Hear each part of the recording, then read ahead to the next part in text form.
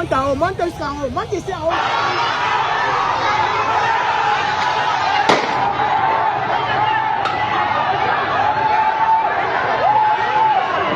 Depuis la proclamation des résultats officiels, le Cameroun est entré dans une période de tension sans précédent. Le Conseil constitutionnel annonçait la victoire de Paul Biya, au pouvoir depuis plus de 4 décennies. Mais dans les rues, la nouvelle a eu l'effet d'une étincelle dans un baril de poudre. Des milliers de Camerounais, en majorité des jeunes, sont sortis manifester, criant leur colère, leur frustration et surtout leur désir profond de changement. À Douala, Yaoundé, Garoua, Bafoussam et même dans les petites localités, les foules scandent d'un seul mot d'ordre, Biya doit partir.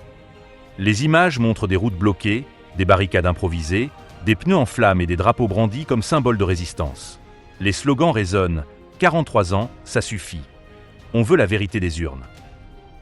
Pour beaucoup, ces manifestations ne sont pas simplement politiques.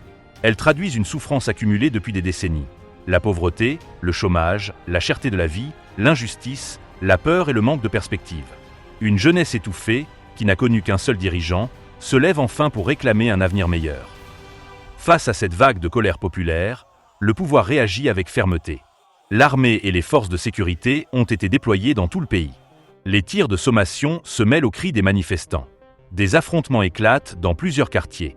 Les témoins parlent de blessés, d'arrestations massives et même de morts dans certaines villes. Les images qui circulent sur les réseaux sociaux sont bouleversantes. Des jeunes qui tombent, des mères en larmes, des écoles fermées, des marchés abandonnés. Le Cameroun vit au rythme de la peur et de l'incertitude. Pour le régime, il s'agit d'une crise passagère orchestrée, selon lui, par l'opposition. Mais sur le terrain, les Camerounais n'y croient plus. Beaucoup estiment que le pouvoir a confisqué la démocratie. Les résultats annoncés ne reflètent pas la réalité du vote. Les appels à un recomptage ou à une transition pacifique se multiplient, mais le silence du palais d'Etoudi reste total. Plusieurs leaders politiques appellent à la désobéissance civile. D'autres demandent l'intervention de la communauté internationale. Pourtant, les grandes puissances restent prudentes, préférant appeler au calme plutôt qu'à un changement réel. Ce silence choque de nombreux citoyens qui ont le sentiment d'être abandonnés par le monde. Dans ce climat explosif, les Camerounais oscillent entre espoir et désespoir. Certains pensent que ces manifestations pourraient marquer le début d'une nouvelle ère. D'autres craignent une répression encore plus sanglante. Ce qui est certain, c'est que le pays est au bord de la rupture.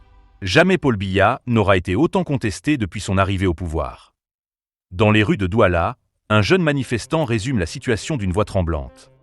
Non, vie! Vous allez partir, moi, je n'ai pas peur de mourir à Tabadji. On va venir me tuer. On va venir me tuer, on n'a pas peur. On n'a pas peur de tuer. On n'a pas peur de tuer.